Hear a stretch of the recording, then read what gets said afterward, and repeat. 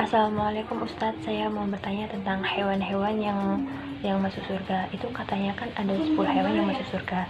Nah, yang saya pertanyakan ini, apa yang membuat 10 hewan itu layak masuk surga, sedangkan hewan-hewan yang lain enggak? Makasih Ustadz. Assalamualaikum. Waalaikumsalam warahmatullahi wabarakatuh. Iya. Katanya cuma 10, Pak Ustadz. Aduh, apakah ini sebuah bentuk yang sangat diskriminatif, Pak Ustadz? Kita kan sayang banget sama hewan peliharaan kita ya. Rasanya nggak rela deh kalau ternyata mereka juga dihisap terus udah gitu tiba-tiba masuk neraka atau sama sekali nggak pernah merasakan surga padahal dia hewan yang setia. Nah, sebetulnya gimana sih hewan itu nanti di akhiratnya? Baik, bismillahirrahmanirrahim. Mungkin yang harus kita pahami secara redaksi, bukan artinya hanya 10 jenis hewan yang masuk surga. Oh jadi bukan kambing, bebek misalnya, terus bukan. apa lagi? Oh bukan. Jadi jangan ada persepsi, ya kok kucing nggak masuk ya, misalnya gitu. Kasihan amat, ya udah deh buang aja kucingnya deh. Kan jadi kayak gitu kan. Iya. Ini adalah 10 hewan yang dijamin, digaransi oleh Allah untuk masuk surga. Ya semua yang lain banyak yang masuk surga, dihidupkan lagi oleh Allah. Tapi yang sudah dijamin adalah 10 binatang. Contoh saya bilang gini, ada beberapa sahabat Rasulullah yang oleh Rasul dijamin masuk surga. Ya kan? Artinya bukan yang lain tidak masuk surga. Yang lain masuk surga tapi mungkin dengan hisap dulu. Tapi yang 10 ini misalnya sahabatnya 10 atau 5. Tapi yang 5 ini betul-betul sudah dijamin sama Allah masuk surga. Contoh misalnya ada 4 sahabat Rasulullah, Abu Bakar Siddiq, Umar bin Khattab, Utsman bin Affan, Ali bin Abi Thalib. Ini 4 sahabat yang dijamin masuk surga. Yang lainnya masuk surga juga. Tapi kalau yang ini sudah terjamin. Apa melalui proses hisap juga nggak? Langsung. Oh langsung. Direct langsung. Wow, ekspres ya. Kalau kita naik pesawat nggak pakai transit lagi udah. Iya. Langsung direct connection lah. Nah ini juga 10 hewan yang dijamin. Ya, 10 hewan dijamin masuk surga. Kenapa? Karena ada catatan sejarahnya.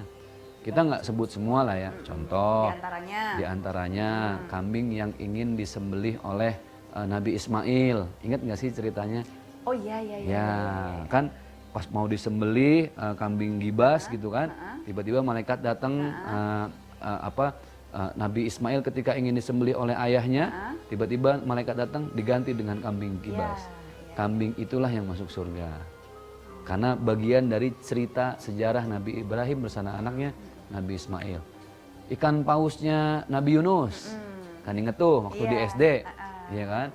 Ditelen, terus dia baca, akhirnya dikeluarin lagi. Itu juga masuk surga. Oh, jadi bukan jenis-jenis hewannya. Bukan. Tapi memang ada 10 hewan yang sudah jaminan masuk surga. Terus kalau gitu Pak Ustadz, jenis hewan yang lain nasibnya gimana ya Pak Ustadz ya? Ya tergantung kebaikan masing-masing sama ya. Karena Allah berfirman, wa idzal wuhusu husyirat.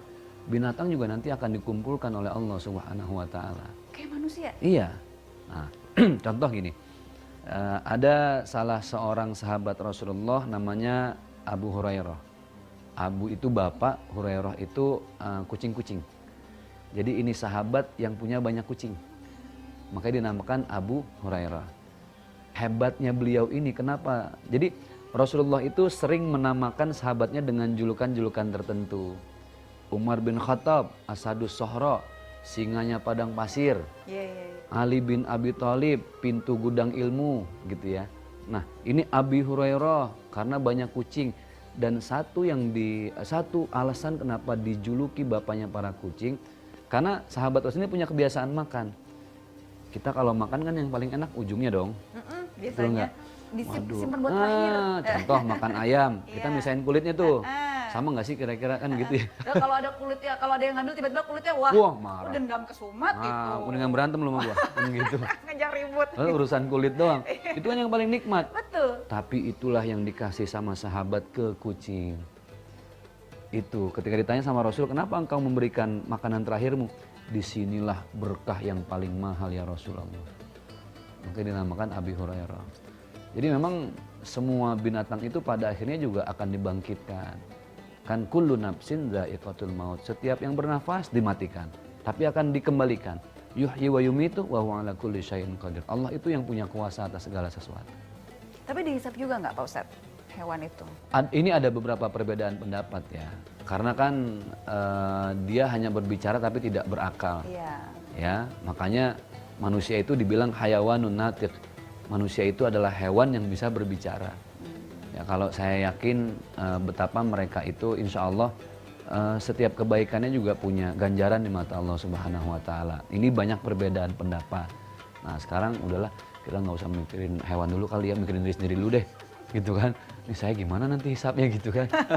Mendingan mikirin diri sendiri Iya, dulu ya. mikirin diri sendiri. Oke, perbanyak amal supaya nanti pas dihisap kita insya Allah bisa mengikuti misalnya teladan-teladan kita yang bisa langsung masuk ke Amin. surga. Amin ya robbal alamin. Oke, sahabat Hikmah, sebelum lanjut nih, saya mau tanya Oke, sama Ustadz. Pak siap. Ustadz suka nonton stand up comedy nggak?